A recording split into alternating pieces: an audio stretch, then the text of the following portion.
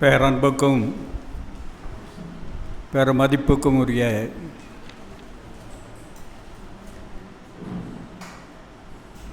எழுத்தாளர் வாமனன் ரவி அவர்களே,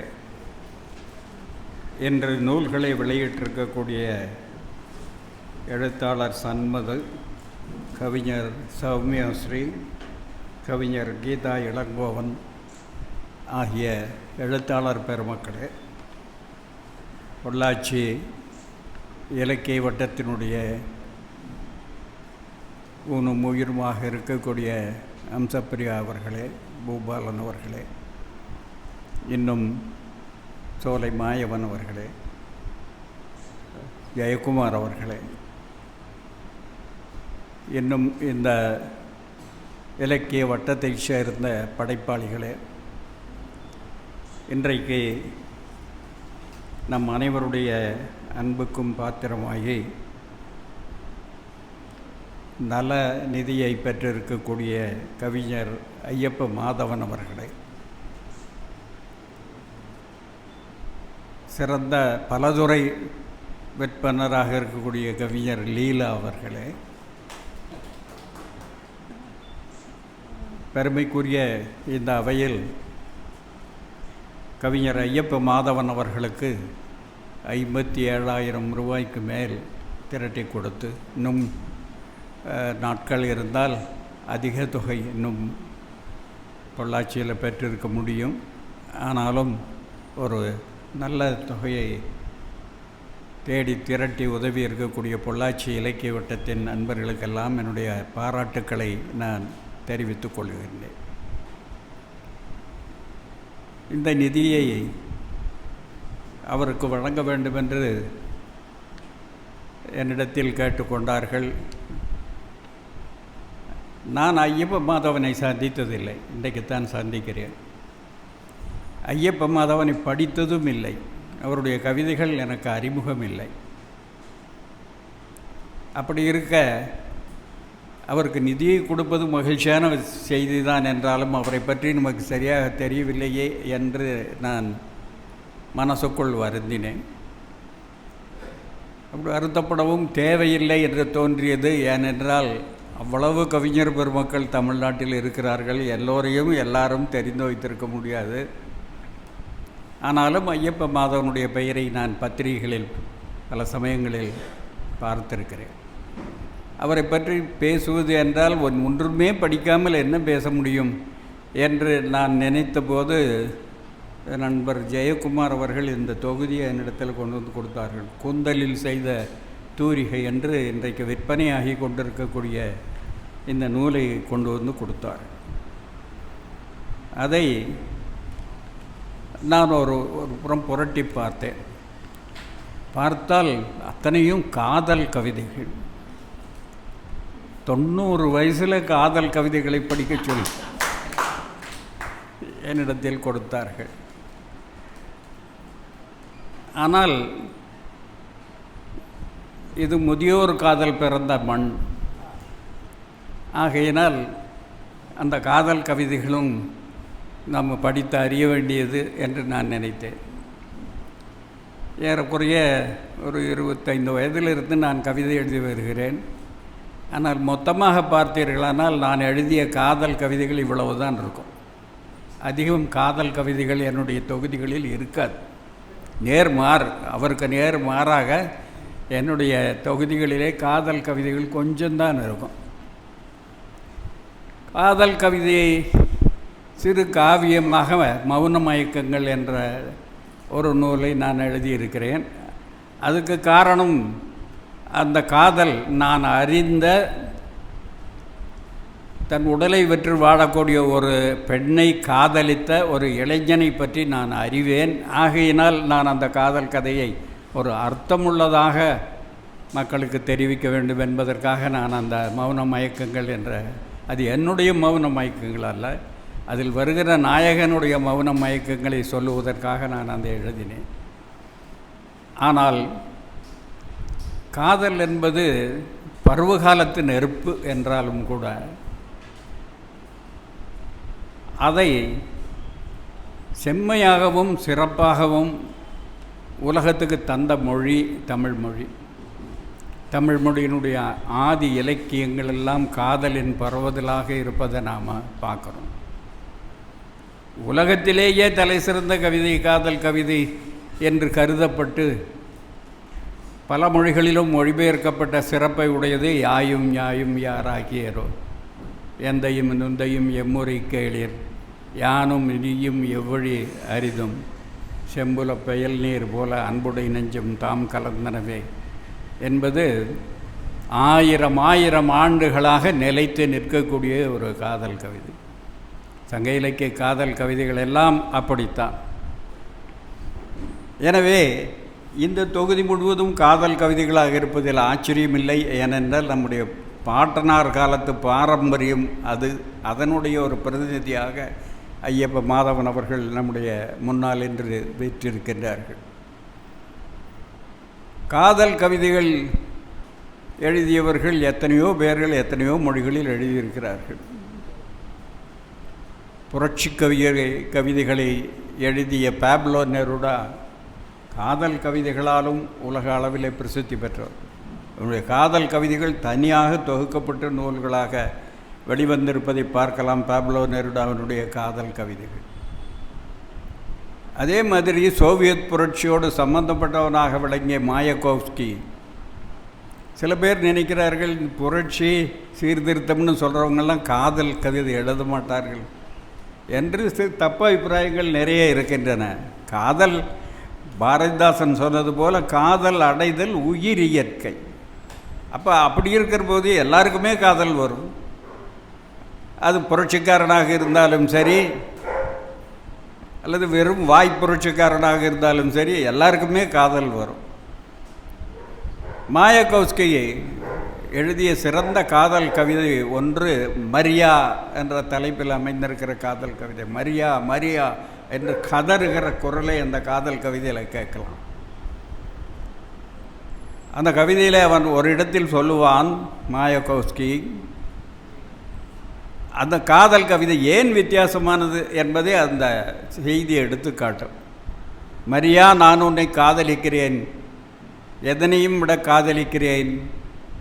நம்முடைய நாட்டு விடுதலை போரில் ஒரு காலை இழந்த வீரன் இன்னொரு காலை எப்படி நேசிப்பானோ அப்படி உன்னை நான் நேசிக்கிறேன். இது மரியா என்ற கவிதையில் மாயகோவ்ஸ்கி எழுதியிருக்கக்கூடிய வரி. இது ஒரு காலை இழந்தவனுக்கு இன்னொரு கால் எப்படி நேசிப்பேனோ அப்படி இப்படி நிறைய சொல்கிறான் அவன். அது மாதிரி உலகம் முழுவதும் காதல் கவிதைகள் தோன்றி இருக்கின்றன. நம்ம பக்கத்து மலையாளத்தில் எழுந்த ஒரு காதல் பேரிலக்கியம், சின்ன புஸ்தகம்தான், ஆனால் காதல் பேரிலக்கியமாக கருதப்படுவது கவிஞர் சங்கம்புழா எழுதிய ரமணன் என்ற நூல். ரொம்ப சின்ன புத்தகம். அந்த 25 வருஷத்துக்கு முன்னாலேயே லட்சம் பிரதிகளுக்கு மேல் விற்பனை ஆயிற்று. இப்போ 3-4 லட்சம் பிரதிகள் விற்பனை ஆகியிருக்கும். 100 பதிப்புக்கு மேலே இப்போ வந்திருக்கும். மலையாளத்தில் எல்லா புத்தகங்களுமே 5 பதிப்பு 6 பதிப்பு வரக்கூடிய அளவுக்கு வாசகர்கள் அங்கே அதிகம். ஆனால் ரமணனை பொறுத்த வரையில் அது திரும்ப திரும்ப திரும்ப திரும்ப ஒவ்வொரு தலைமுறையிலும் படிக்கப்படுகிற ஒரு காதல் கவிதையாக. இன்றைக்கு நான் என்னை அழைப்பதற்கு தொலைபேசியை எதிர்பார்த்து காத்திருந்த நேரத்தில் என்னுடைய கைபேசியில் நான் பார்த்தேன், ஒரு பெண் சங்கம்புழையினுடைய அந்த ரமணன் காவியத்தில் இருக்கிற பாட்டை பாடிக்கொண்டிருக்கிறார். மலரணி காடுகள் திங்கி விங்கி மரதக காந்தியில் முங்கி முங்கி கண்ணும் கரலும் கவர்ந்து மின்னி கரையற்ற செல்லாப கிராம பங்கி என்று அந்த பேஸ்டோரல் வில்லேஜ், அந்த அந்த காதல் நிகழ்ந்த ஊரை பற்றிய வர்ணனையில் ஆரம்பமாகிறது சங்கமுழா. சங்கமுழா இங்கே பக்கத்து ஊர்க்காரர் தான். இங்கே எர்ணாகுளத்துக்கு பக்கத்தில் இருக்கிற எடப்பள்ளி என்ற ஊரை சேர்ந்தவர் சங்கமுழா. சின்ன வயசுலேயே இறந்து போனார். 36-37 வயசுலேயே இறந்து போனார். இந்த கவிதை, நான் சொல்லுகிற இந்த கவிதை ரமணன் பல லட்சம் பிரதிகள் மலையாள மக்களால் வாசிக்கப்பட்டு வருகிற ஒவ்வொரு ஒவ்வொரு காலத்தினுடைய இளைய தலைமுறையும் வேத புத்தகமாக படிக்கக்கூடிய இந்த ரமணன் 1936 எழுதப்பட்டது. அதுதான் நாம் பிறந்த வருஷம்.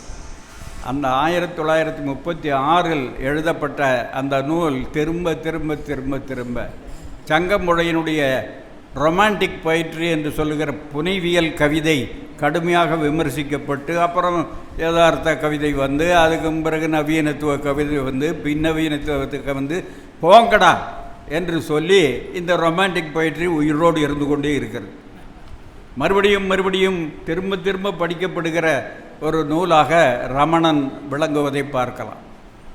அப்படி உலகமெங்கும் காதல் கவிதைகள் பல்வேறு நிலைகளிலே இருந்து வருகின்றன. நம்முடைய நவீன கவிதையினுடைய பிதாமகனாக விளங்குகின்ற மகாகவி பாரதி 1000 விஷயங்களை அவனுடைய கவிதையில் பார்க்கலாம், உரைநடையில் பார்க்கலாம். எத்தனையோ செய்திகளை அவன் தன்னுடைய கவிதைகள் மூலமாக சொல்லிவிட்டு போயிருக்கிறான். எழுதுனது குறைவு. சொல்லப்போனால் ஐயப்ப மாதவன் எழுதின கவிதையை விட கொஞ்சம் தான் எழுதியிருக்கார் பாரதியார். ஆனால் பாரதியார் நூற்றாண்டுகள் கடந்து நிற்கக்கூடிய சரித்திரமாக இருப்பதற்கு காரணம் அவருடைய வித்தியாசமான எல்லா விஷயங்களையும் வித்தியாசமாக பார்த்தது. அவருக்கென்று சில அளவுகோல்கள் இருந்தன. அந்த அளவுகோல்களை வைத்து மனிதர்களை, உலகத்தை, நிகழ்ச்சிகளை அளந்தவர் பாரதியார். அதனால் காதல் என்பது அவர் தற்கால கவிதைக்கு அவர் போட்ட பிச்சை தான் காதல். அந்த காதல் கவிதையில் அவர் எப்படியெல்லாம் சொல்லியிருக்கிறார்னு பார்த்தா ரொம்ப ஆச்சரியமாக இருக்கும். மாலை பொழுதில் ஒரு மேடை மிசையே வானையும் கடலையும் நோக்கி இருந்தேன். மேடை என்பது இங்கே மாடி என்ற பொருளில் வருவது. திருநெல்வேலியில் மேடைன்னு சொன்னால் மாடி. அது அந்த வட்டார வழக்கு பாரதியாருடைய கவிதையில் நுழைந்திருக்கிறது. மாலை பொழுதில் ஒரு இவர் திருநெல்வேலிக்காரர் என்றாலும் இதை எழுதுகிற பொழுது திருவல்லிக்கணியில் இருக்கிறார், பக்கத்தில் கடல். மாலை பொழுதில் ஒரு மேடை மிசையே வானையும் கடலையும் நோக்கி இருந்தது. அது காதல் கவிதைன்னு அவர் சொல்ல வேண்டிய அவசியமே இல்லை. அடுத்த வரியே சொல்லுகிறது, மூளை கடலினை அவ்வான வளையம் முத்தமிட்டே தழுவி முகிழ்த்தல் கண்டே. மூளை கடலினை அவ்வான வளையம் முத்தமிட்டே தழுவி முகிழ்த்தல் கண்டு. இந்த வார்த்தைகளினுடைய களஞ்சியம் பாரதியார். முத்தமிட்டே தழுவி முகிழ்த்தல் கண்டே. அந்த அந்த அந்த நேரத்தில் நான் அந்த அந்த கடல் தெரிகிறது. இந்த கடலை எப்படி சொல்கிறாரு? நீல நெருக்குங்கிறாரு. நெருக்கி நெசவு செய்தே நீலம். அது நீல நெருக்கிடையில் நெஞ்சு செலுத்தி நேரம் கழிவதிலும் நினைப்பின்றியே சால பல பல நற்பகற்கனவில். அடுத்தவரி தன்னை மறந்த லயம் தன்னில் இருந்து. தன்னை மறந்த லயம் தன்னில் இருந்து. இப்போ பல பேர் சொல்லுகிறார்கள் புது கவிதை அதை பண்ணிட்டுது, பழைய கவிதை குப்பையில் போயிட்டுது. இந்த ஒரு வரிக்கு நிகராக நீங்கள் அத்தனை புது கவிதையும் வைக்க முடியுமா? தன்னை மறந்த லயம் தன்னில் இருந்தே. அப்பொழுது அவருடைய காதலி அவருக்கு பின்னால் வந்து கண்ணை பொத்துகிறாள். கண்ணை பொத்தின உடனே இவர் சொல்லுகிறார், நான் உடனே அடையாளம் கண்டு கொண்டேன் யார் என்னுடைய கண்ணை பொத்துகிறார்கள் என்பதை நான் தெரிந்து கொண்டேன். என்னவென்றால், ஓங்கி வரும் உவகை ஊற்றில் அறிந்தேன். என்னை அந்த கரங்கள் தொட்ட உடனே என் மனசுக்குள்ளே சொல்ல முடியாத ஒரு உவகை என் ஊற்று பெருகி எழுகிறதே. ஓங்கி வரும் உவகை ஊற்றில் அறிந்தேன். பட்டுடை வீசு கமல் தண்ணில் நான் வாங்கி கொடுத்த சென்ட் தானே அந்த போட்டிருக்கிற பட்டுடை வீசு கமல் என்றால் மணப்பொருள். அந்த பட்டுடை வீசுகள் பாங்கினில் கையிரண்டும் தீண்டி அறிந்தேன். பட்டுடை வீசு கமல் தண்ணில் அறிந்தேன். ஓங்கி வரும் உவகை ஊற்றில் அறிந்தேன். அப்புறம் சொல்லுகிற வரிக்கு உலக இலக்கியம் ஈடாகாது. ஒட்டும் இரண்டுளத்தின் தட்டில் அறிந்து. ஒட்டும் இரண்டுளத்தின் தட்டில் அறிந்தேன்.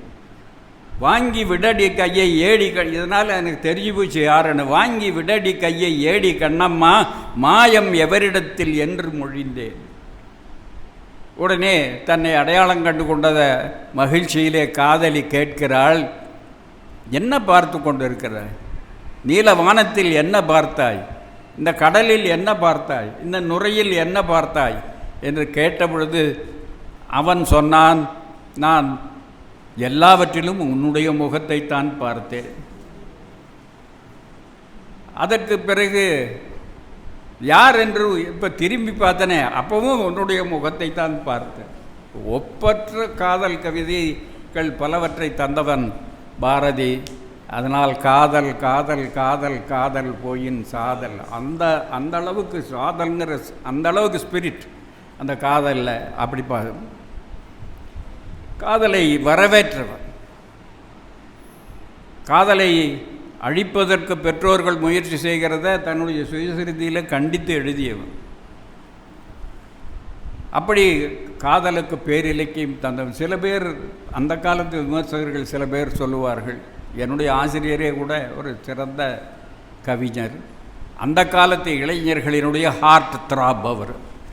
அந்த காலத்து நான் படிக்கிற காலத்தில் கவிதை படிக்கிற இளைஞர்களுக்கு காதல் கவிதைன்னா எங்கள் ஆசிரியர் அண்ணாமலையினுடைய ஞாபகம்தான் வரும்.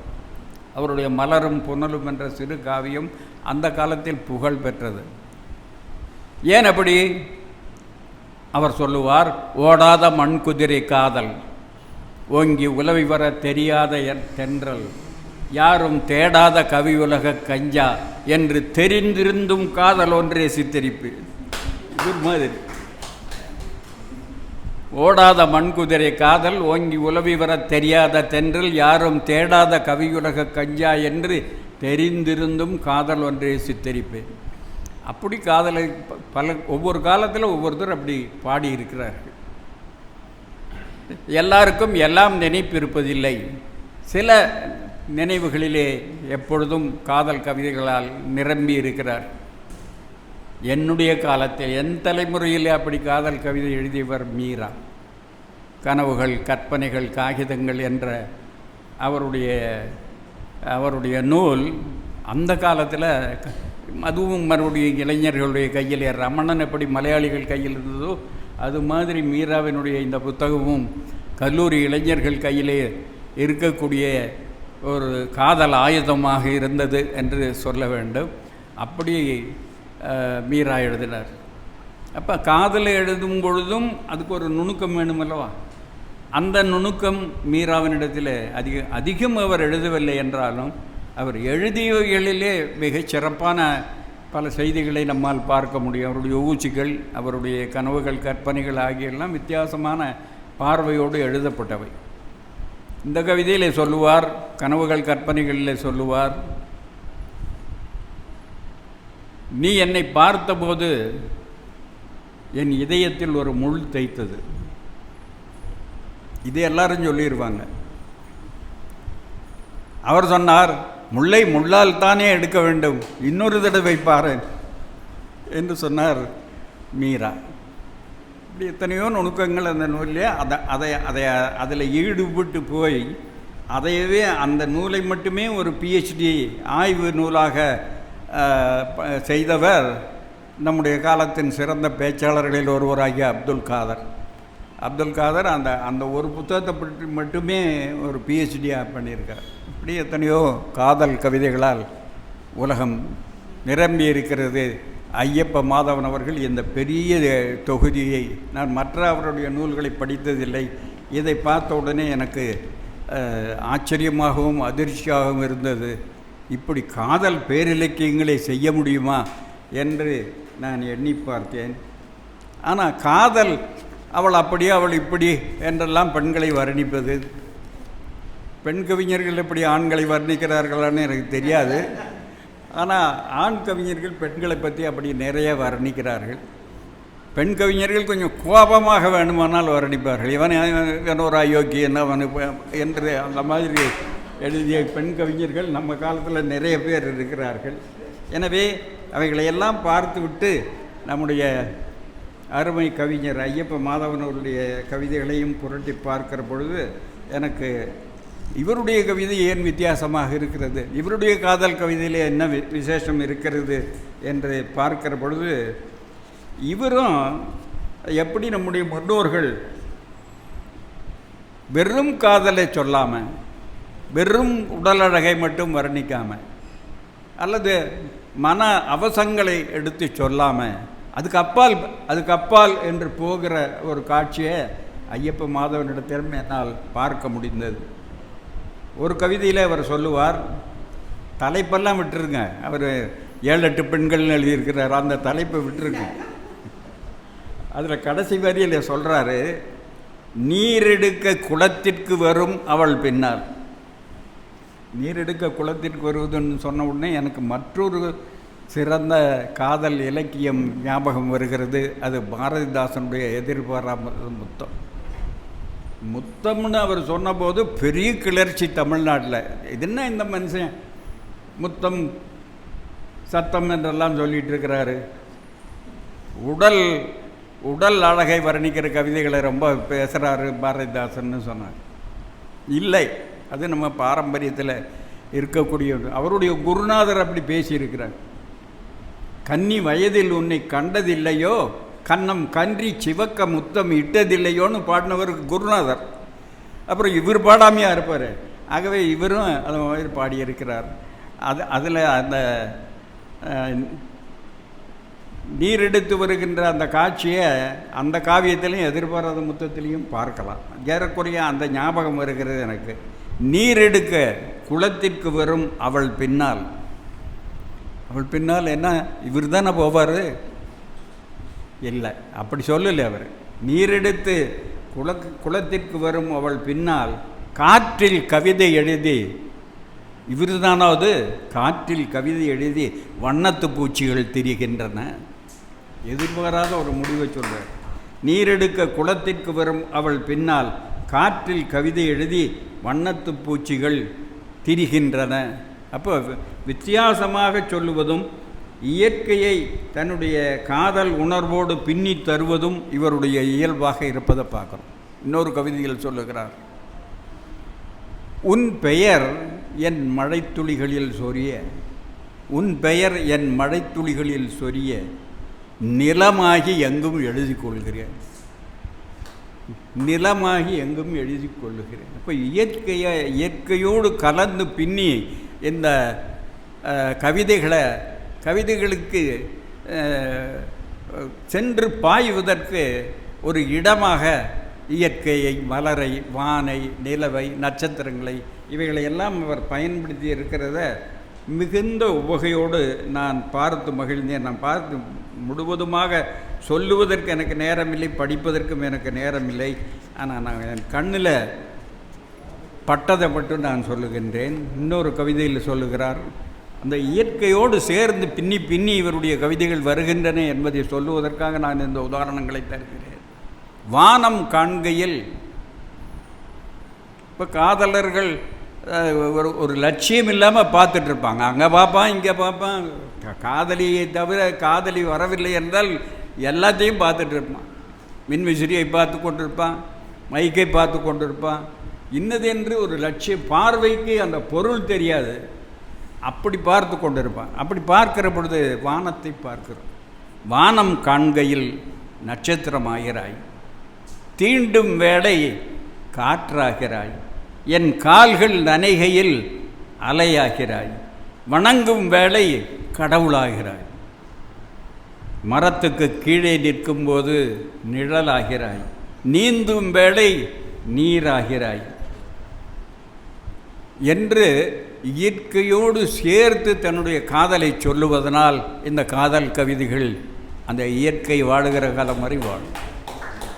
கடைசியாக இந்த நூலில் இருக்கிற கவிதையை சொல்லி நான் முடிக்கிறேன்.